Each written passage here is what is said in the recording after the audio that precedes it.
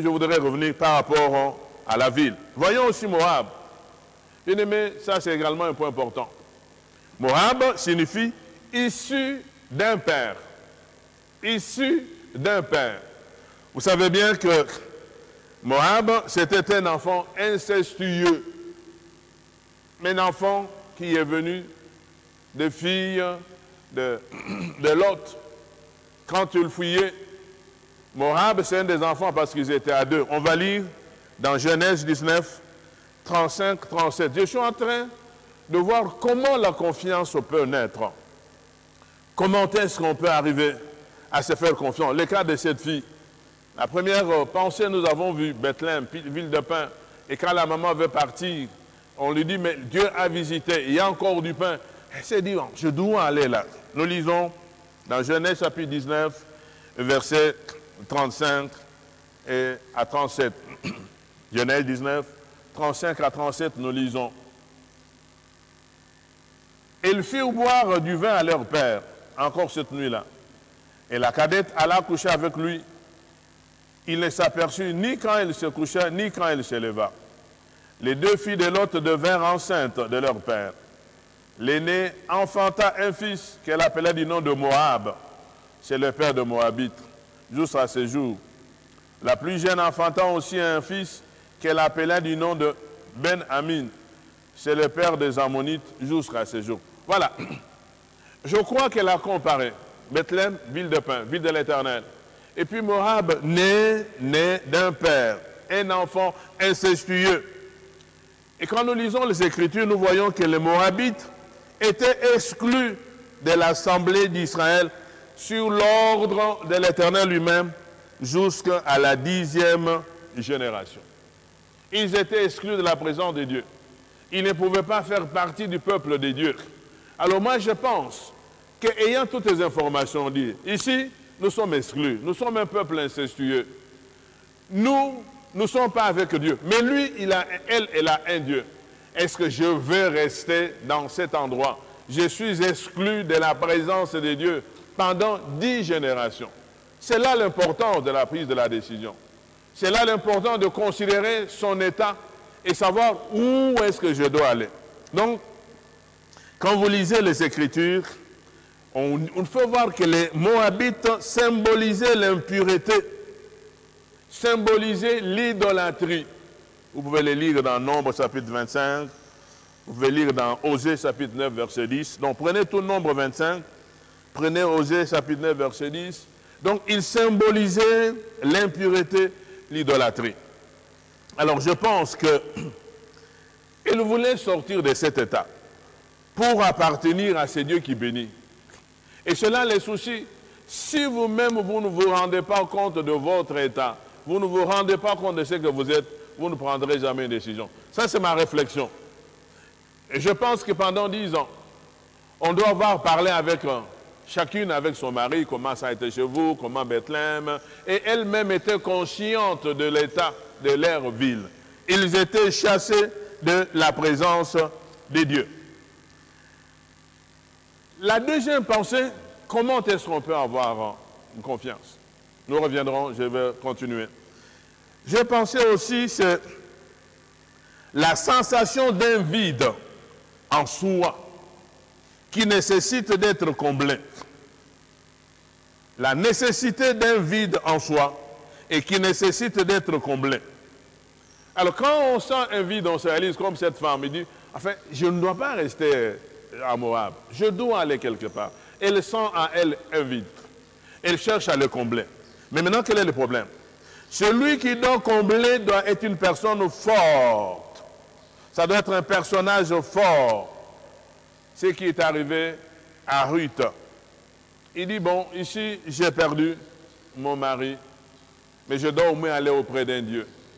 Après avoir entendu les histoires de ces dieux avec le peuple d'Israël, cela me ramène à vous parler de Rahab.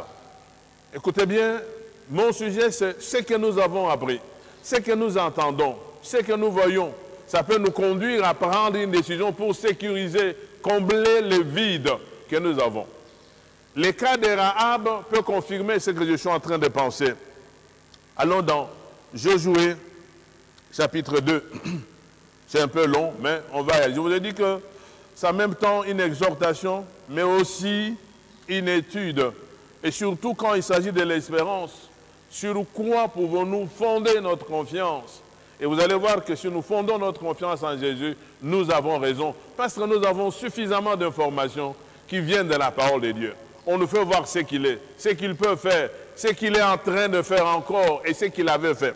Rahab, quand nous lisons dans Josué, chapitre 2, versets 1 à 24. Bien aimé, c'est long, mais on va quand même lire. Josué, fils de Nun, fit partir secrètement de Sittim 2 espions en leur disant: allez examiner le pays et en particulier Jéricho. Ils partirent et ils arrivèrent dans la maison d'une prostituée qui se nommait Rahab et ils y couchèrent. On dit au roi de Jéricho: voici des hommes d'entre les enfants d'Israël sont arrivés ici cette nuit pour explorer le pays. Le roi de Jéricho envoya dire à Rahab: fais sortir les hommes qui sont venus chez toi, qui sont entrés dans ta maison, car c'est pour explorer tout le pays qu'ils sont venus. La femme prit les 2 hommes et les cacha, et elle dit: il est vrai que ces hommes sont arrivés chez moi, mais je ne savais pas d'où ils étaient. Et comme la porte a dû se fermer de nuit, ces hommes sont sortis. J'ignore où ils sont allés. Hâtez-vous de le poursuivre, et vous les atteindrez. Et les avait fait monter sur le toit, et les avait cachés sous les tiges du lin qu'elle avait arrangées sur le toit. Ces gens le poursuivirent par le chemin qui mène au gué du Jourdain, et l'on ferma la porte après qu'ils furent sortis. Avant que les espions se couchassent, écoutez bien, Rahab monta vers eux sur le toit et leur dit: l'Éternel, j'ai laissé, vous a donné ce pays. La terreur que vous inspirez vous a saisi. Et tous les habitants du pays tremblent devant vous. Car nous avons appris comment, à votre sortie d'Égypte, l'Éternel a mis à sec devant vous les eaux de la mer Rouge, et comment vous avez traité les 2 rois des Amoréens au-delà du Jourdain, Sihon et Og, que vous avez dévorés par interdit. Nous l'avons appris, et nous avons perdu courage, et tous nos esprits sont abattus à votre aspect, car l'Éternel, votre Dieu, qui est Dieu en haut dans les cieux et en bas sur la terre, et maintenant, je vous prie, jure-moi par l'Éternel, que vous aurez pour la maison de mon Père la même bonté que j'ai eue pour vous. Donne-moi l'assurance que vous laisserez vivre mon Père, ma mère, mes frères, mes sœurs et tous ceux qui leur appartiennent, et que vous nous sauverez de la mort. Vous pouvez continuer la lecture, mais je voudrais vous rassurer, comme je l'ai dit pour notre amie Ruth, et c'est ça qui renforce ma pensée. Voilà cette femme, une prostituée, du fait qu'elle avait appris que Dieu, les dieux de ce peuple d'Israël étaient très forts, elle a vite accueilli ses espions. Il les a mis dans sa maison. Et après que ceux qui les cherchaient soient partis, elle est montée vers eux. Il dit: j'ai appris. Voilà, votre Dieu, il est un Dieu fort. Votre Dieu, il est capable de faire ceci. Ça a créé sa confiance. Il dit: je ne peux pas. Elle n'a pas tenu compte de son état en tant que prostituée. Elle a tenu compte de ce que Dieu est. Bien-aimé dans le Seigneur, la confiance ne vient pas si nous n'avons pas d'éléments d'appui. Ce qui fait que nous ne marchons pas selon Dieu, moi je pense qu'on n'a aucun élément. On parle de Jésus, c'est vrai. On parle de Dieu, c'est vrai. Mais on n'a aucun élément. Cette femme, comme le cas de Ruth, elle avait de l'assurance. Je voudrais revenir. Il dit ceci: car nous avons appris comment, à votre sortie d'Égypte, l'Éternel a mis devant Dieu. Et il dit encore: car c'est l'Éternel, votre Dieu, qui est Dieu en haut dans les cieux et en bas sur la terre. Et maintenant, je vous prie, jure-moi par l'Éternel, que vous aurez pour la maison de mon Père la même bonté que j'ai eue pour vous. Donc, elle avait fait en sachant, elle voulait se protéger.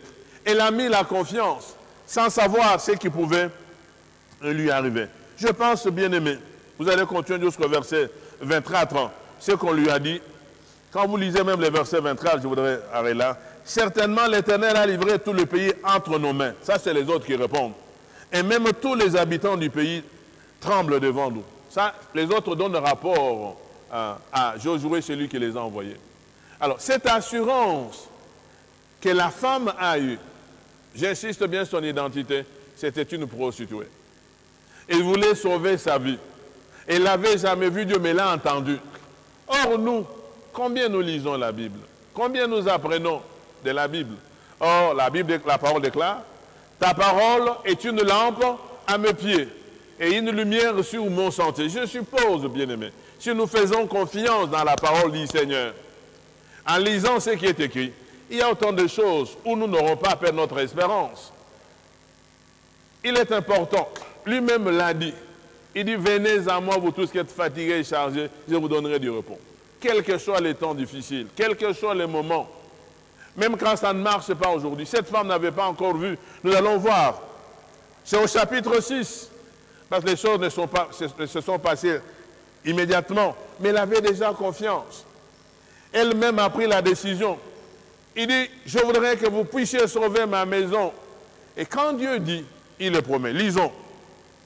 Josué chapitre 6, versets 22 à 25.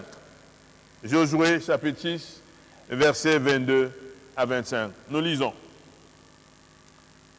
Josué dit aux deux hommes qui avaient exploré le pays, entrez dans la maison de la femme prostituée et faites-en sortir cette femme et tout ce qui lui appartient, comme vous le lui avez juré. Les jeunes gens, les espions entrèrent et firent sortir Rahab, son père, sa mère, ses frères et tout ce qui lui appartenait. Ils firent sortir tous les gens de sa famille et ils les déposèrent hors du camp d'Israël. Écoutez bien. Ils brûlèrent la ville. Notre ami Rahab n'était plus là quand on a brûlé parce qu'elle avait confiance et cela est arrivé. Et tous ceux qui s'y trouvaient, si elle n'avait pas fait confiance, elle aussi allait être brûlée. Si elle n'avait pas logé les espions, elle allait être aussi brûlée. Seulement ils mirent dans les trésors de la maison de l'Éternel l'argent, l'or et tous les objets d'airain et de fer. Josué laissa la vie à Rahab, la prostituée, à la maison de son père, à tout ce qui lui appartenait. Écoutez bien. Elle a habité au milieu d'Israël jusqu'à ce jour. Pourquoi? Parce qu'elle avait caché les messagers que Josué avait envoyés pour explorer Jéricho. Voilà l'objet de sa confiance. Elle n'avait pas encore vécu cela. Mais quand Dieu dit quelque chose, il l'accomplit certainement. Frères et sœurs, si nous arrivons à avoir confiance dans la parole, la difficulté que nous avons, nous chrétiens, nous lisons la parole, cela est vrai. Mais quand le moment arrive devant des difficultés, nous lâchons. Or, il est écrit, tout est possible à celui qui croit.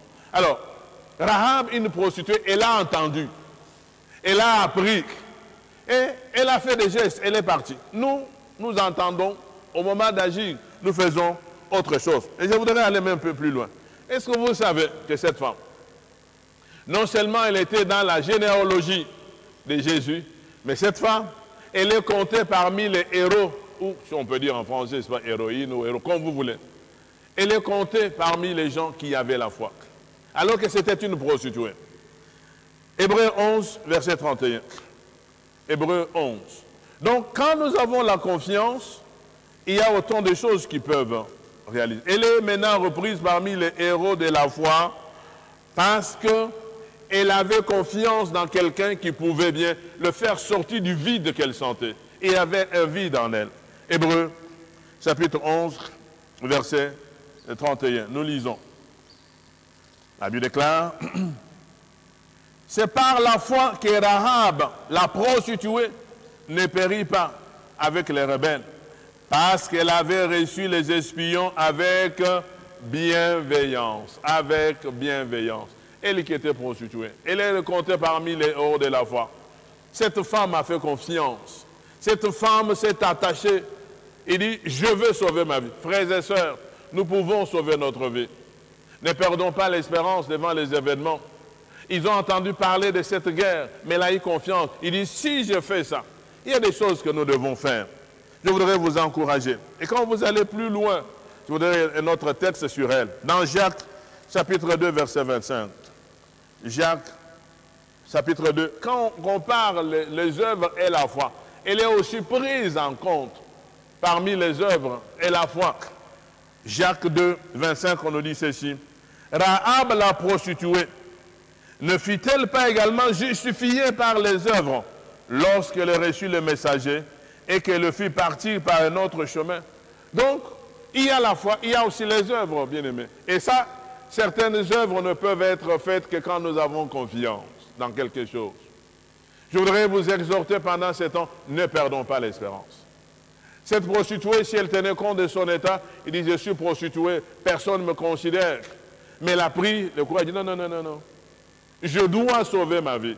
Elle est dans la lignée du Seigneur, elle est parmi les héroïnes ou les héros, comme vous voulez, de la foi, parce qu'elle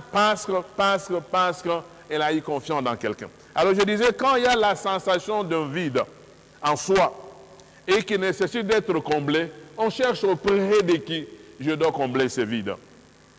Notre amie Ruth l'a fait à travers cette femme, Naomi. Elle a senti qu'elle devait le combler. Et à travers Naomi, c'est à travers les dieux de Naomi. Le peuple de Naomi, cette femme a pris la résolution d'abandonner son peuple idolâtre. Ce peuple idolâtre qui avait un faux Dieu, cette femme Ruth a dit, j'abandonne ces dieux. C'est pourquoi il dit, ton Dieu sera mon Dieu. Bien-aimé, la troisième chose que je peux ajouter, c'est que ce qu'on a appris ou qu'on connaît de la personne et sur sa personne peut nous conduire aussi à avoir confiance.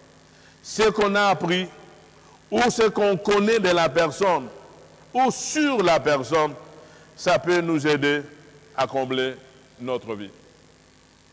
Nous connaissons beaucoup de Jésus. Quand nous lisons la Bible, nous disons celui qui nous a sauvés. Nous lisons qu'il allait de lieu en lieu faisant du bien. Tout nous savons. Il a chassé les démons. Il a fait tout. Notre confiance dans la parole, si nous croyons que nous sommes réellement sauvés par lui. Mais quand nous devons apprendre de Jésus, vous savez, notre foi, pour nous chrétiens, et surtout nous pentecôtistes, nous disons que notre foi, elle est christocentrique. C'est basé sur Christ, sur les œuvres, la personne de Jésus-Christ. Et ce que nous pouvons faire, qu'est-ce que Jésus a fait? Comment? Et quand vous voyez, non seulement il nous a sauvés, est-ce que vous savez quel est le ministère qu'il est en train de faire maintenant? Le ministère de Jésus-Christ, il est en train d'intercéder en notre faveur auprès de Dieu. Donc, il n'a pas un autre travail, il pense toujours en nous. Alors, quand nous apprenons ça, à travers les Écritures, ce qui est important, c'est que nous puissions lui faire confiance. Que nous puissions rester attachés à lui, dire qu'il est en train d'intercéder en notre faveur. Parce que c'est important. Bien-aimés, je voudrais ajouter un autre cas. C'est le cas de la femme atteinte de la perte de sang pendant 12 ans. Cette femme atteinte de la perte de sang pendant 12 ans. Quand nous lisons dans Marc, chapitre 5, versets 25 à 29, vous allez encore voir que c'est un problème. Elle a appris, elle a entendu parler, mais elle avait vécu une situation compliquée. Marc, chapitre 5, versets 25 à 29. Nous lisons la parole de Dieu. Marc, excusez-moi, Marc 5, nous lisons 25 à 29. Or, il y avait une femme atteinte d'une perte de sang, écoutez, depuis 12 ans. Et elle avait beaucoup souffert entre les mains de plusieurs médecins. Elle avait dépensé tout ce qu'elle possédait. Elle n'avait éprouvé aucun soulagement, mais était allée plutôt en empirant. Verset 27. Ayant entendu parler de Jésus, elle vint dans la foule par derrière et toucha son vêtement. Car elle disait, si je puis seulement toucher ses vêtements, je serai guéri. Au même instant, la perte de sang s'arrêta et elle sentit dans son corps qu'elle était guérie de son mal. Oh, quel courage! Elle a aussi appris. Elle n'a pas tenu compte de 12 ans passés. Et pendant les 12 ans, elle a dépensé de son argent. Elle a vu autant de médecins. Vous savez, comme je l'ai dit hier, nous nous décourageons au premier obstacle. Cette femme, Elle pouvait dire, bon, que ça fait 12 ans. Elle ne connaissait même pas Jésus, mais elle a entendu parler. Elle s'est dit en elle-même, vous savez, notre vie, notre salut dépend de notre décision, dépend de ce que nous avons.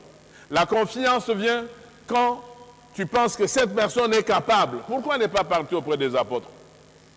Mais elle a entendu parler de Jésus. Elle s'est dit, bon, je pense que cet homme, comme nous l'avons déjà dit, Bartimée, c'était un aveugle mendiant. Un mendiant ne demande pas la vue, un mendiant demande de l'argent. Mais ce jour-là, il a dit, mais ça doit être une personne différente. Je dois lui demander quelque chose de spécial. Notre vie dépend de nous-mêmes, de nos décisions et de la confiance que nous avons. Et qu'est-ce qu'elle dit? Eh bien, elle est partie. Malgré qu'elle avait tout perdu et que son état allait s'empirant. Ayant pris de Jésus, elle ne perdit pas d'espérance. Il dit, ok, bon. Et puis il dit, mais j'ai déjà tout fait, bon. Qu'est-ce qui prouve qu'elle va me sauver? Elle lui a fait confiance. Elle est venue auprès de Jésus. Ce qu'elle ne pouvait pas réussir dans 12 ans, 12 ans de peine, elle l'a eu dans quelques secondes. Je n'étais pas là, mais je pense que quelques secondes, quelques minutes, exagérons, 2 minutes, 3 minutes, 5 minutes, mais 12 ans, même si c'était 1 heure, 12 ans, il y a combien d'heures, frères et sœurs? Ne perdons pas l'espérance, même si les choses s'empirent, continuons à faire confiance, gardons notre espérance. Ça peut être une maladie, ça peut. Les choses peuvent être compliquées, mais cette femme s'est décidée. Dans quelques minutes, elle a eu ce qu'elle avait perdu pendant 12 ans. Et même quand Jésus, j'ai dit, mais j'ai senti quelque chose qui est sorti de mon corps. On voit cette femme qui vient dire ce moi, elle était sûre. Oh, bien-aimé dans le Seigneur. Notre vie ne dépend pas de ce que Jésus est ou a, mais c'est dès que nous allons vers lui. Jésus vient vers nous quand nous allons vers lui. Quand nous avons appris à travers les Écritures, et il y a une parole qui revient souvent, tout est possible à celui qui croit. Donc, ce qui est impossible aux hommes est possible à Dieu. Les situations peuvent être difficiles, comme maintenant on est en train de s'alarmer. On se pose des questions, mais qui a créé, qui a fait? Ça ne sert absolument à rien. Que vous puissiez savoir qui a inventé ça, ça n'a rien à voir. Ce que nous avons, c'est affronter, c'est dire non. Et que ça ne puisse pas arrêter toute notre vie. Que nous ne puissions pas nous alarmer comme si cette maladie, en dehors de ça, il y a une grande maladie, que nous voulons pas y faire attention. La Bible déclare, les salaires du péché, c'est quoi? C'est la mort. On n'y fait pas attention. On peut mourir, le coronavirus peut passer, mais le péché nous entraînera dans la mort. Je prie pour que pendant ces temps, on continue à faire confiance au Seigneur et que nous qui sommes dans le péché, nous revenons auprès du Seigneur. Nous qui ne l'avons pas encore rencontré, qu'on prenne la décision, Seigneur, je te donne ma vie. De sorte que quand la mort nous surprendra, ça peut être n'importe quoi, qu'on ne s'alarme pas trop, mais qu'on puisse compter sur les Seigneurs. Donc, bien-aimés, je vais vous donner notre cas, c'est celui de Pierre. Pierre, nous lisons dans Luc, chapitre 5, versets 1 à 6. Ici, je suis en train de voir la source. Comment la confiance peut naître? Comment? C'est que nous apprenons la qualité même de la personne. Qu'est-ce que la personne est capable de faire? Et comment nous y prenons? Nous avons vu le cas de Rahab, une prostituée. Nous avons vu le cas de cette femme Ruth. Elle doit avoir appris, elle renonce à sa ville, elle renonce à ses dieux. Il dit, je ne voudrais pas rester un enfant issu d'un père. Non, c'est pas bon. Je vais aller vers celui qui va changer. Parce que vous savez, la Bible est claire. Si quelqu'un est en Christ, il est une nouvelle création. Les anciennes choses sont passées. Voici, toutes choses sont devenues nouvelles. Et vous voyez, elle est dans la lignée de Jésus. On ne l'appelle plus Moabite. Elle est devenue dans la lignée de Jésus parce qu'elle-même a pris la décision. Continuons, lisons dans Luc, chapitre 5, versets 1 à 6, nous lisons. Il arriva un jour de sabbat, appelé second premier, que Jésus traversait des champs de blé. Ses disciples arrachaient... Non, je vais lire dans Luc chapitre 5, pas 6, sorry. Luc chapitre 5, versets 1 à 6. Comme Jésus se trouvait auprès du lac de Génézareth et que la foule se pressait autour de lui pour entendre la parole de Dieu, il vit au bord du lac 2 barques, d'où les pêcheurs étaient descendus pour laver leurs filets.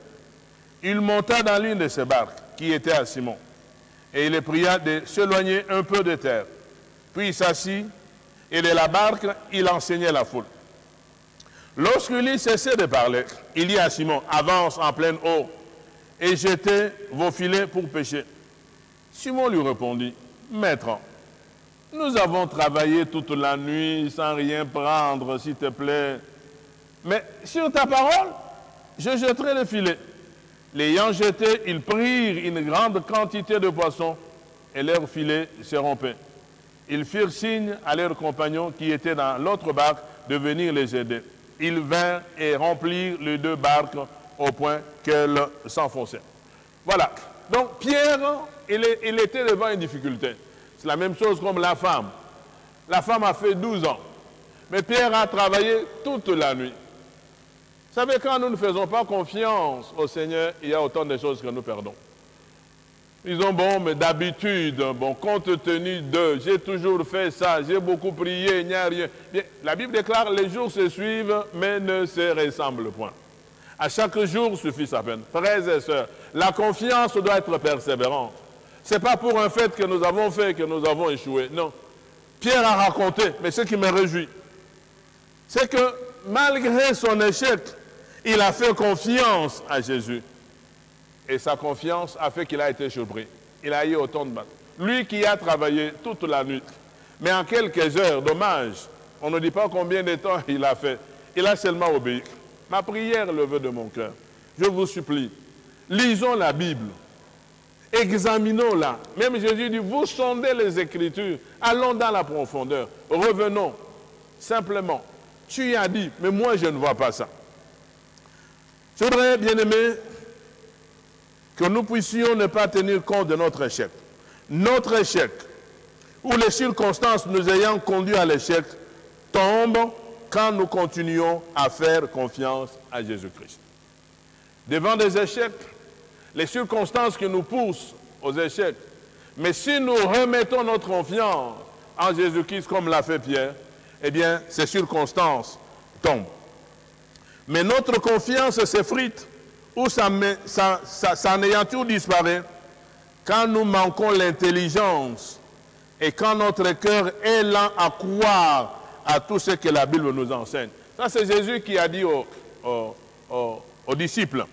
Mais notre confiance s'effrite ou s'amenuise ou disparaît même quand nous manquons l'intelligence et quand notre cœur est lent à croire à tout ce que la Bible nous enseigne. Nous revenons à Luc 24, 25.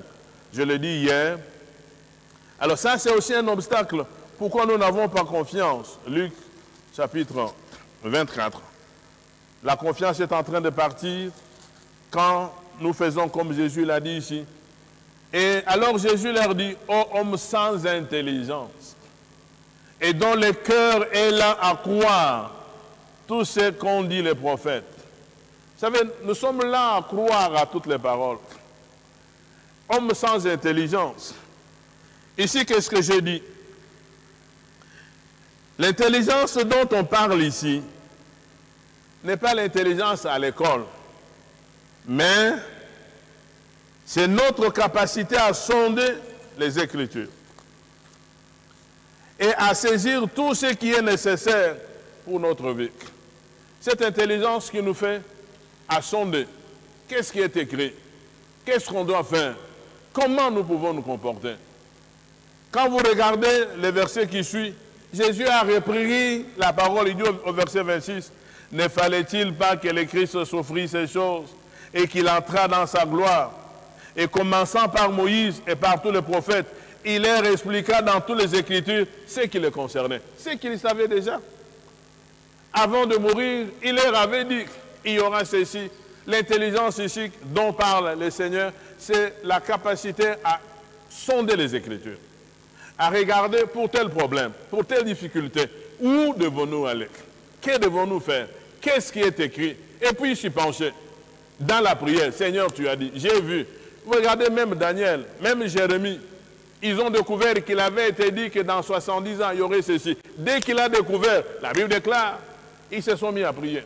Mais nous, notre temps, nous nous contentons seulement d'un petit rien. Nous sommes là, nous voulons voir les choses aller rapidement. Non, l'intelligence a saisi tout ce qui est nécessaire pour notre vie. Et quand on dit ce que les prophètes ont écrit, mais c'est la parole de Dieu, le cœur est dur. Les difficultés font sur notre cœur. Il dit, ah, moi je ne crois pas, depuis que moi j'ai commencé, moi je ne vois... Non, non, les plaintes ne changeront absolument rien.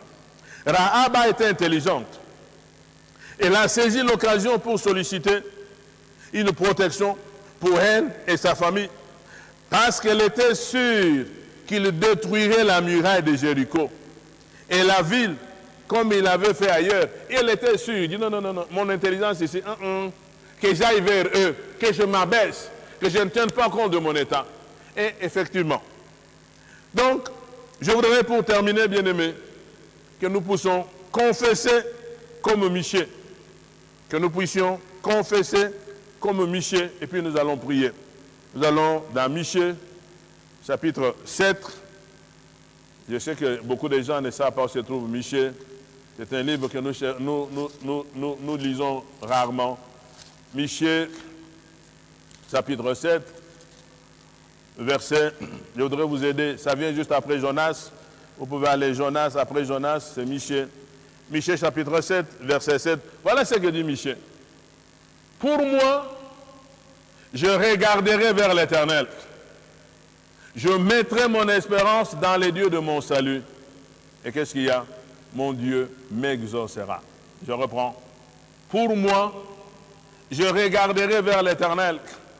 Je mettrai mon espérance, changeons, je mettrai ma confiance dans les dieux de mon salut.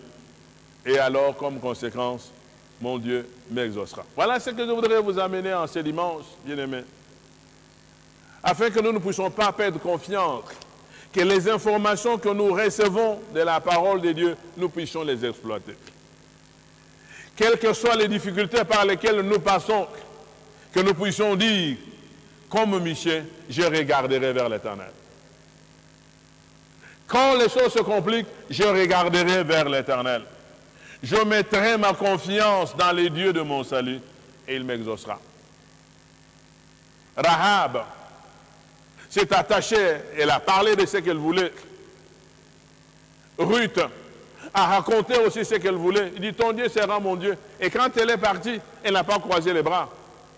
Nous parlerons de la persévérance. Elle s'est mise à travailler. Elle ne savait jamais qu'il y avait quelqu'un qui pouvait la prendre en mariage. Elle s'était attachée au peuple et à Dieu. Et la conséquence, c'est qu'elle a rencontré Boaz. Et quand vous lisez bien, Boaz est venu aussi de Rahab.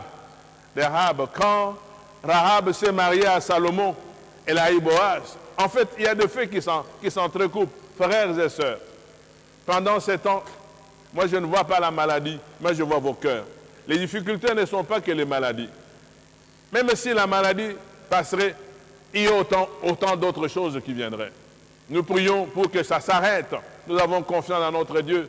Nous prions qu'aucun de nous ne soit touché, que notre ville, notre pays, notre province, le continent, que ce soit en Amérique, que ce soit en Europe, en Asie, en Océanie, que cela s'arrête, que les gens puissent vaquer à leurs occupations, que l'économie puisse être redressée. Mais la plus grande crainte, c'est notre communion avec Dieu. La maladie peut passer, mais si nous ne sommes pas en communion avec Dieu, eh bien, rien ne changerait. Nous vivrons les mêmes choses. Je vous exhorte à avoir confiance dans le Seigneur, à espérer en lui. Je relis, la pensée de Michée m'intéresse beaucoup. Pour moi, donc c'est une décision personnelle, je regarderai vers l'Éternel. Je mettrai mon espérance dans les dieux de mon salut. Mon Dieu m'exaucera. Je voudrais prier pour vous.